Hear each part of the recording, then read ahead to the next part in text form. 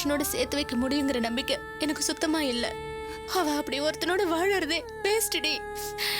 எனக்கு எப்படி சமாதானம் சொல்றதுன்னு தெரியல. பிரபாகர் எப்படிப்பட்டவன் நமக்கு எல்லாருக்குமே தெரியும். அவன் ஒரு கிரிமினல்கா. இருந்தாலும் நான் பேசி பார்க்கலான்னு சொன்னேன். தீபாவோட அப்பா வேணவே வேணான்னு சொல்லிட்டாரு. அவன மாதிரி வக்கிரமம் பிடிச்சவனோட ஒரு பொண்ணை எப்படிக்கா அனுப்புவாங்க? அவங்க நிலைமைய பார்க்க பார்க்க எனக்கே அழுகையா வந்தது. ஆறுதல் சொல்ல போன நாமளே அழுதா நல்லா இருக்காதுன்னு தான் துக்கத்தை அடக்கிட்டு பேசாம வந்துட்டேன். சரி பண்ணவே முடியாதுன்னு தெரிஞ்சதுக்கு அப்புறம் நான் என்னென்ன ஆறுதல் சொல்றதுடி? மாமா, எனக்கு என்னவோ இதெல்லாம் சரிப்பட்டு வரும்னு தோணல மாமா. அந்த பொறுக்கி அந்த பொண்ணை வாழவே விட மாட்டான். அவன் கூட சேர்த்து வைக்க நினைக்கிறது சுத்த வேஸ்ட். எனக்கு என்ன வருத்தம்னா, தீபாவோட பெத்தவங்களை நினைச்சாதான் ரொம்ப வேதனையா இருக்கு மாமா. எவ்வளவு ஆசையோட கல்யாணம் பண்ணி வச்சிருப்பாங்க. இப்ப அவங்களே அவங்க பொண்ணுக்கு டைவர்ஸ் கேக்குறாங்கன்னா இதை விட குடும்பம் வேற எதுவுமே இல்ல. அந்த குடும்பமே இடிஞ்சு போய் உட்காந்துருக்கு மாமா. பார்க்கவே பாவமா இருக்கு. டைவர்ஸ் வாங்குறதுக்கு முன்னாடி அவன் கைய கால உடைக்கணும். அதை பண்ணாம இருக்கமே, அதுதான் தப்புன்னு தோணுது. பேசாம தீபாவோட அப்பா சொல்றபடி அவங்கள டைவர்ஸ் பண்ணியே விட்டுடலாம். அந்த பொண்ணாவது நிம்மதியா இருக்கட்டும் மாமா. அதுக்கப்புறம் அவனை சும்மாவே விடக்கூடாது. காலம் பூரா வருத்தப்படுற மாதிரி ஏதாவது ஒண்ணு பண்ணணும். டேய், நீ கொஞ்சம் பேசாம இருக்கியா? நானே தீபாவோட வாழ்க்கை எப்படி ஆயிடுச்சுன்னு வேதனையில இருக்க. நீ வேற என்னென்னமோ பேசிட்டு இருக்க. அக்கா, தீபாவை நினைச்சா எனக்கும் வேதனையா தான் இருக்கு. டேய், உன் வேதனை வேற, ஏன் வேதனை வேற. உங்க எல்லாருக்கும் பிரபாகர் மேல கோவம். இவருக்கு அவனை பத்தி தப்பா பேசினாலே ஆகாது.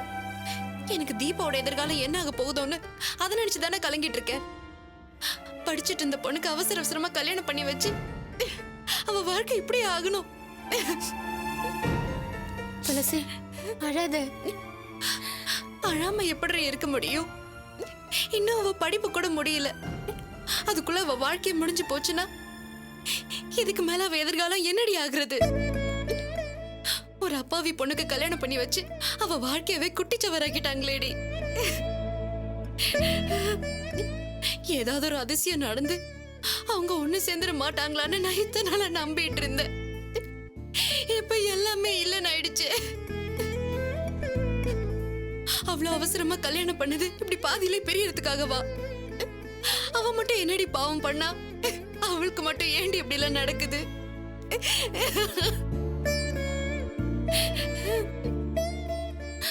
வாழ்க்கைய தொலைச்சிட்டு பட்ட மரமா வந்து நிப்பாளேடி. இனிமே அவ முகத்துல நம்ம எப்படி முழிக்கிறது?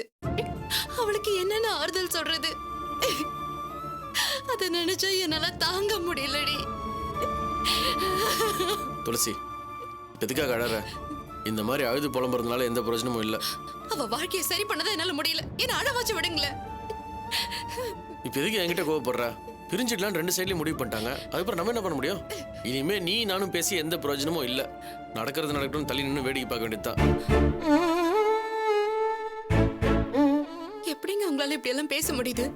உங்களுக்கு தீபாவை நினைச்சா பாவமாவே இல்லையா? இருக்கு, உன்னோடவே அதிகமா இருக்கு. இப்ப கூட பேர் கெட்டு போனாலும் பரவாயில்ல, சமாதானம் பண்ணி வைக்கிறதுக்கு நான் தயார். ஆனா அங்க யாராச்சும் என் பேச்ச கேட்பாங்களா? இல்ல நீ தான் போய் பேசி பாரு, உன் பேச்ச யாராச்சும் கேட்பாங்களா? நம்ம பேச்சை யாருமே அங்க மதிக்கலன்ற போது வேற என்ன பண்ண முடியும்? மோகன், மாமா, வரதன் சார் முடிவு என்னதான் சொல்றாரு? பிரபாகரை சரி பண்ணா தீபோட சேர்த்து வச்சுறாராமா? இல்ல மாமா, அதுக்கெல்லாம் சான்ஸே கிடையாது. உங்ககிட்ட சொல்லி பிரச்சனை இல்லாம டைவர்ஸ் பண்ணி விட்டா போதும்னு சொல்றாரு. என் பொண்ணை காப்பாத்துங்க, அவகிட்ட இருந்து பிரிச்சு விட்டுருங்கன்னு கையெடுத்து கும்பிடுறாரு மாமா. கேட்டல, இதுதான் இப்ப இருக்கிற பொசிஷன். இதுக்கு மேலே நம்ம சமாதானம் பண்ணி வைக்கணும்னு முயற்சி பண்ணோம்னா பிரச்சனை தான் பெருசாகும். இனிமே பிரச்சனையை பெருசு பண்றதை விட்டுட்டு அவங்களுக்குள்ள சுமூகமா எப்படி டைவர்ஸ் வாங்கி தரோன்ற பத்தி யோசிப்போம்.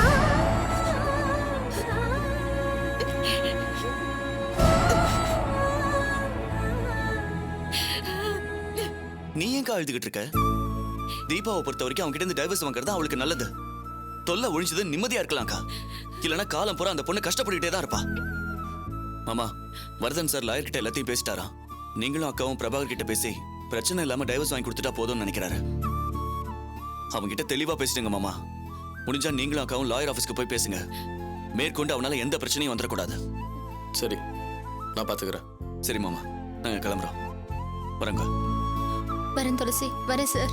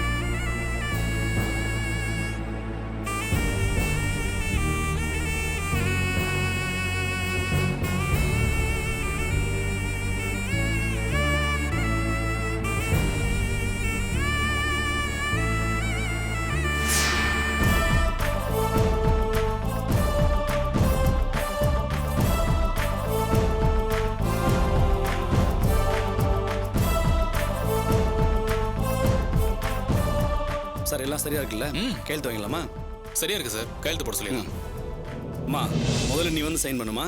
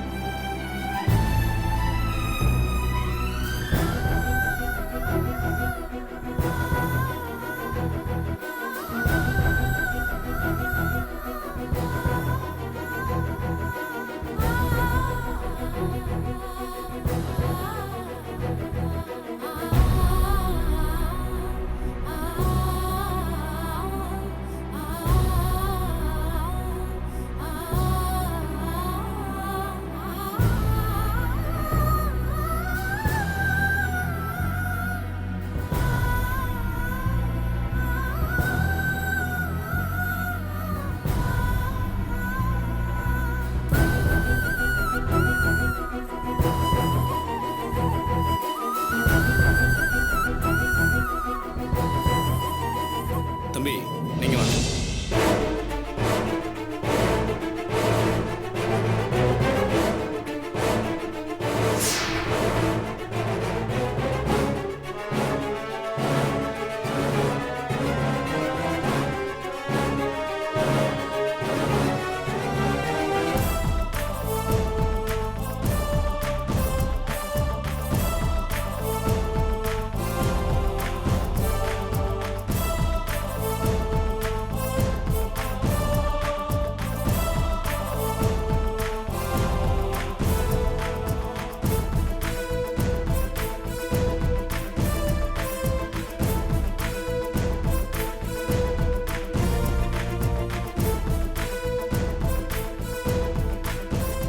Thank you sir.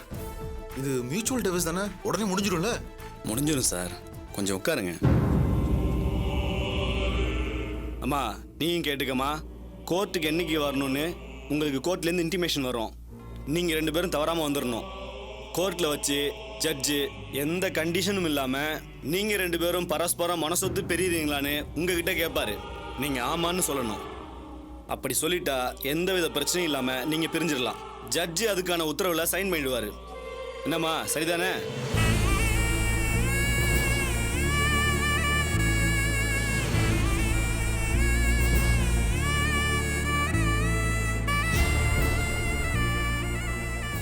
ஓகே சார், நான் இதை ப்ரொசீட் பண்ணிக்கிறேன், நீங்க கிளம்புங்க. ஓகே சார், வரேன் சார்.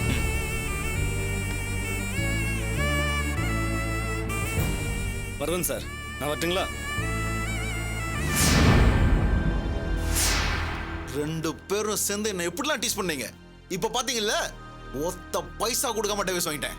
சைன் பண்ணியாச்சுல, இனிமே என்ன பண்ண முடியும் உங்களால?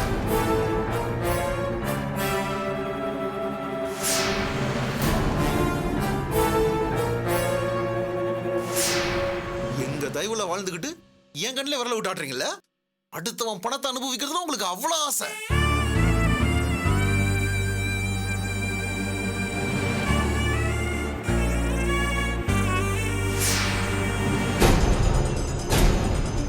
பிச்சை போடுற மாதிரி ஒரு அமௌண்ட்டை காம்பன்சேஷனா கொடுக்கலாம்னு நினைச்சேன். அதை வச்சுட்டு இப்போ ராயலா கூட இருந்திருக்கலாம். ஆனா எப்போ ஏமாலேயே போலீஸ் கம்ப்ளைண்ட் கொடுத்தீங்களோ அப்பவே முடிவு பண்ணிட்டேன், ஒரு பைசா கூட கொடுக்க கூடாதுன்னு. உங்க திமிரால வர வேண்டிய படத்தை நீங்களே கெடுத்துக்கிட்டீங்க.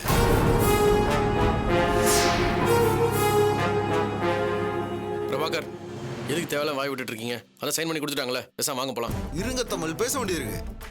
பிரபாகர் ஒரு கிரிமினல், தப்பானவன், அடுத்தவங்களை கெடுக்கவே பிறந்தவன் ஒரு இமேஜ் கிரியேட் பண்ணல. இப்போ என்னாச்சு? உன் பேர் இப்ப டேமேஜ் ஆயிடுச்சுல. உன் படிப்பு, வாழ்க்கை, சந்தோஷம் எல்லாமே ஃபினிஷ்.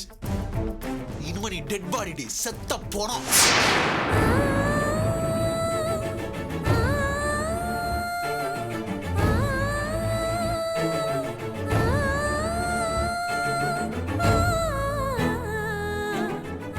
ஐயா, உன்னை கையெழுத்து கும்பிடுறோம். நாங்க தான் எல்லாத்துக்கும் ஒத்துக்கிட்டு கையெழுத்து போட்டு கொடுத்துட்டோமே. இன்னும் ஏன் என் பொண்ணை சித்திரவதை பண்ற? அவளை கொஞ்சம் நிம்மதியா இருக்க விடியா?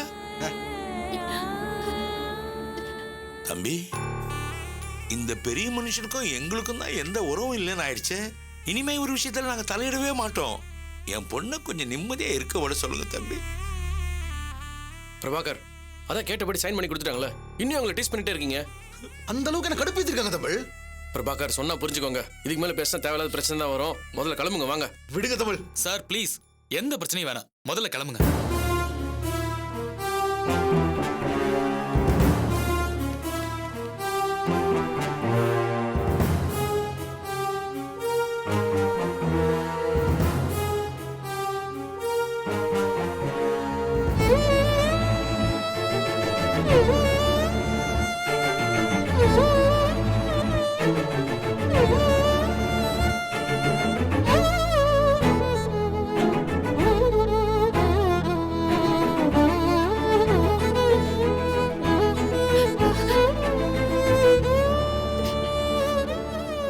குட்டிமா, ஹே,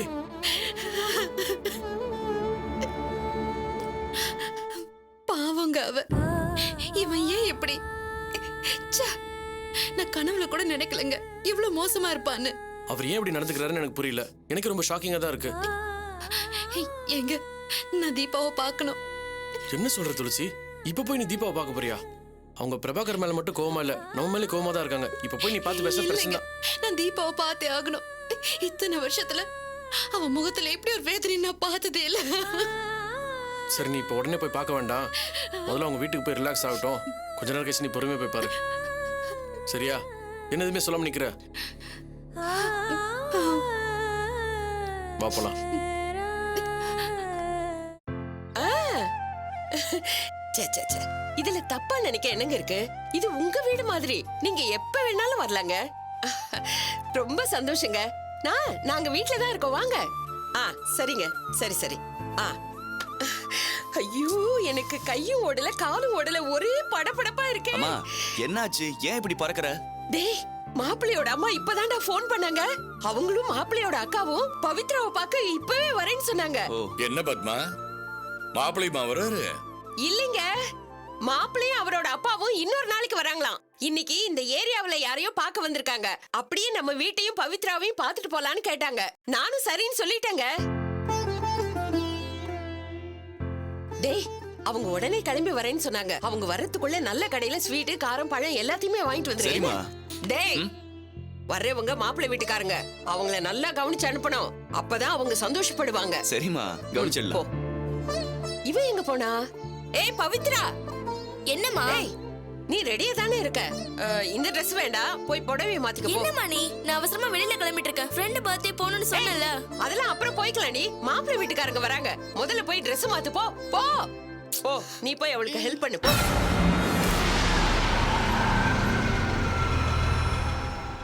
டேய், கார் சத்தம்டா, அவங்க வந்துட்டாங்க போல இருக்கு. வா வா வா வா.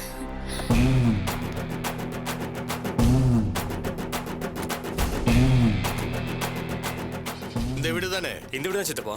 லாயர் சார், வாங்க போலாம். இந்த நேரத்துல இவன் எதுக்கு வரான்?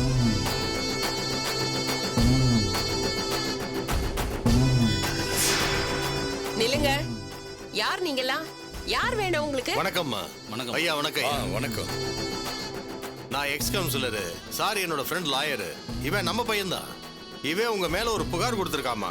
ரேவதின்னு ஒரு பொண்ணு உங்க வீட்டுல இருக்காமே, உங்க சொந்தக்கார பொண்ணு. வீட்டுல தானே இருக்கு.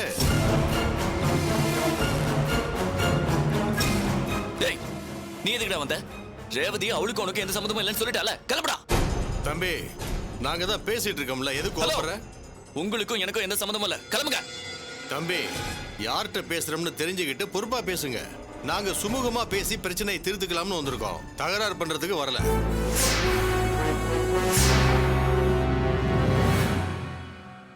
குமார், உன் பிரச்சனை என்னன்னு சொல்லு. அதான் சொன்னேனே சித்தப்பா, இவரோட ஒய்ஃபோட தங்கச்சி நானும் தான் லவ் பண்ணிட்டு இருக்கோம். டேய், தேவையில்லாம பேசினா பல்ல உடைச்சிடுவேன். யாரோ உன்னை லவ் பண்றா, அவ தான் மறந்துட்டேன்னு சொல்லிட்டால. இங்க பாருங்க, உங்க வீடு இருந்தாலும் ஓவரா சவுண்ட் விடாதீங்க. ரேவதி ஒண்ணு அவளா பேசல, நீங்க மிரட்டி தான் அவளை அப்படி பேச வச்சிருக்கீங்க. எங்க போன்ல பேசுனதே முன்னாடி வந்து சொல்லுங்க பாப்போம். நீ யாரா? உன்கிட்ட எதுக்கு அவ பேசணும்? ஒழுங்கு மரியாதை எல்லாரையும் கூட்டிட்டு கிளம்பிடு, இல்ல அடி வாங்கியே செத்துருவேன். தம்பி, இந்த மிரட்டுற வேலையெல்லாம் வச்ச கூடாது. தம்பி பொண்ணோட பேசுறேங்கிறாருல, கூப்பிடுங்க, விசாரிப்போம். ஏங்க, அவளை எதுக்கு கூப்பிடணும்? அப்படியெல்லாம் கூப்பிட முடியாது. இவன் யாருங்க? இவனுக்கு எங்களுக்கு என்ன சம்மதம்? சம்பந்தம் இருக்க போய் தானப்பா வந்திருக்கோம். குமார், அந்த பொண்ணு உன்னை லவ் பண்ணதுல? ஆமா சித்தப்பா, அவ என்ன லவ் பண்றா. அது இவங்க யாருக்குமே பிடிக்கல. அன்னைக்கு கூட வீட்டுக்கு வந்து என்ன மிரட்டிட்டு போனாங்க. அதுக்கப்புறம் அந்த பொண்ணை வெளியிலே விட மாட்டாங்க. அவசரம் பண்ணி வச்சிருக்காங்க சித்தப்பா. அது சட்டப்படி தப்பு இல்லையா?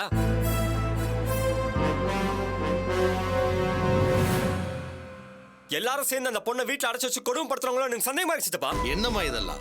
ஒரு பொண்ணை வீட்டுல அடைச்சு வச்சு கொடுமைப்படுத்துறது தப்புன்னு உங்களுக்கு தெரியல? சார், அவன் தான் லூஸ் மாதிரி பேசிட்டு இருக்கான் சார். அவன் சொல்றதை வச்சு எங்களை கடுப்பேத்துறீங்க. மோகன், நீ கொஞ்சம் பொறுமையா இரு, நான் பேசிக்கிறேன். சார், ரேவதி எங்க வீட்டு பொண்ணு சார். நாங்க ஏன் கொடுமைப்படுத்த போறோம்? தம்பி அப்படிதானே சொல்றாரு. கொடுமைப்படுத்தலன்னா நீங்க எதுக்கு அந்த பொண்ணை வீட்டுல அடைச்சு வச்சிருக்கணும்? நாங்க யாரையும் அடைச்செல்லாம் வைக்கலைங்க. விவரம் தெரியாத பொண்ணு ஏதோ தெரியாதனமா ஆசைப்பட்டுடுச்சு. அந்த இடம் சரிப்படாது, வேண்டான்னு நாங்க சொன்னதும் ஒத்துக்கிட்டு மறந்துடுறேன்னு சொல்லியிருக்கு. சித்தப்பா, இவங்க போய் சொல்றாங்க சித்தப்பா. இவங்க மிரட்டி தான் அவரை அப்படி சொல்ல வச்சிருக்காங்க.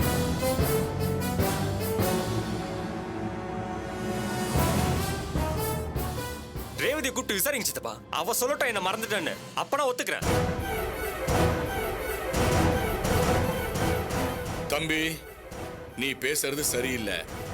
ஒரு பொண்ணை யாருக்கு கொடுக்கணுங்கிறத சொந்தக்காரங்க நாங்க தான் முடிவு பண்ணணும். இஷ்டம் இல்லைன்னு தெரிஞ்சதும் விலகிக்க வேண்டியதானே? உங்களுக்கு இஷ்டம் இல்ல, நீங்க வரைக்கும் சார். அவளை மறந்துன்னு சொல்றதுக்கு நீங்க யாரு? டேய், யாரை பத்தி என்ன பேச்சு பேசுற? அடிச்சு பல்ல உடைச்சுற. போட வெளியே.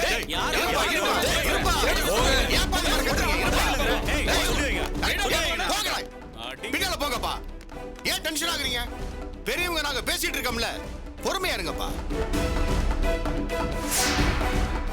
தம்பி, அனாவசியமா ஆவேசப்பட்டு பிரச்சனையை பெருசாக்க வேண்டாம். குமார் போலீஸுக்கு போறேன்னு தான் சொன்னா. நான் தான் சமாதானமா பேசி தீர்த்துக்கிறான்னு இங்க கூட்டு வந்திருக்கேன். இவர் உங்க அப்பா தானே? நான் அவர்கிட்ட பேசிக்கிறேன். நீங்க கொஞ்சம் பொறுமையை ஆவேசப்படாம இருங்க. சார், நீங்க வயசுல பெரியவங்க. ஒரு பொண்ணை வீட்டுல அடைச்சு வைக்கிற தப்புன்னு தெரியாதுங்களா உங்களுக்கு? சார், நான் தான் சொல்றேன் இல்ல, நாங்க யாரையும் அடைச்சு வைக்கல. அடைச்சு வைக்கலன்னா இங்கங்க அந்த பொண்ணு கூப்பிடுங்க. அந்த பொண்ணுட்ட என்னன்னு விசாரிச்சிருவோம். ஹலோ, உங்க இஷ்டத்துக்குலாம் அவளை கூப்பிட முடியாதுங்க. அவளை கூப்பிட்டு விசாரிக்க நீங்க யாரு? மோகன், தம்பி, நீங்க யார்கிட்ட பேசுறீங்கன்னு தெரியுதா? சும்மா தகராறு பண்ணக்கூடாது. நாங்க பொறுமையா விசாரிக்க தானே வந்திருக்கோம். பொறுமையா பேசுங்க. டேய், என்னடா இதெல்லாம்? மாப்பிள்ளை வீட்டுக்காரங்க வர நேரத்துல இப்படி பிரச்சனை பண்ணிட்டு இருக்காங்க.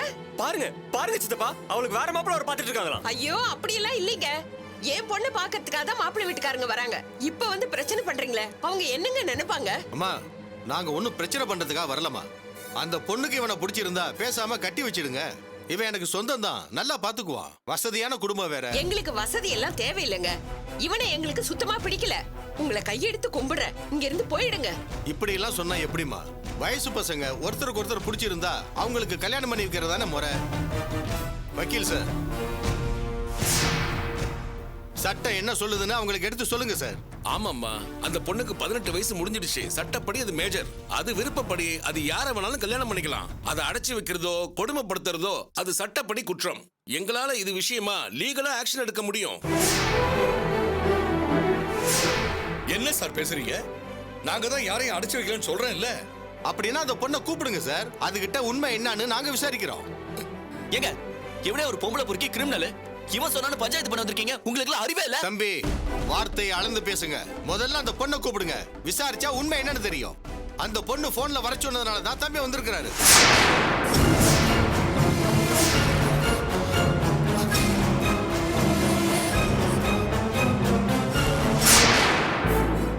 நீங்க யாருங்க அவளை கூப்பிட்டு விசாரிக்கிறதுக்கு? அவ ஏன் தங்கச்சி. நாங்க என்ன முடிவு பண்றோமோ அதான் அவளோட முடிவும். நீங்க சொல்றதுக்காகலாம் அவளை கூப்பிட முடியாது. பாத்தீங்களா சித்தப்பா, உள்ள அவளை மிரட்டி வச்சிருக்காங்க. பேச கூட விட மாட்டேங்கிறாங்க. ஏங்க, ரேவதி உள்ளதானே இருக்கா. தயவு செய்து வெளில அனுப்புங்க. நான் அவகிட்ட கொஞ்சம் பேசணும். ஏய், நீ யாருடா? உனக்கு அவளுக்கு என்ன சம்பந்தம்? நீ எதுக்கு அவகிட்ட பேசணும்? சார், பாத்தீங்களா சார் எப்படி மரியாதை நான் பேசுறாங்கன்னு? இதுக்கு தான் போலீஸ்ல கம்ப்ளைண்ட் கொடுக்கலாம்னு சொன்னேன். டேய், என்ன போலீஸ் அது இதுன்னு பூச்சாண்டி காட்டுறியா? தம்பி, இங்க யாரும் பூச்சாண்டி காட்டல. பொண்ணு உள்ளதானே இருக்கு. வெளியே கூப்பிடுங்க, பேசுவோம். முடியாது சார், அவ வரமாட்டா. முடிஞ்சா உங்களால ஆனந்த பாருங்க. முதல்ல இங்க கிளம்புங்க. என்னையா ரஃபா பேசுற? ஒரு பொண்ணை ஹவுஸ் அரெஸ்ட் பண்ணி வச்சிருக்கீங்கன்னு சட்டப்படி உங்க ஒட்டுமொத்த குடும்பத்தையும் உள்ள தள்ளிடலாம் பாக்குறியா?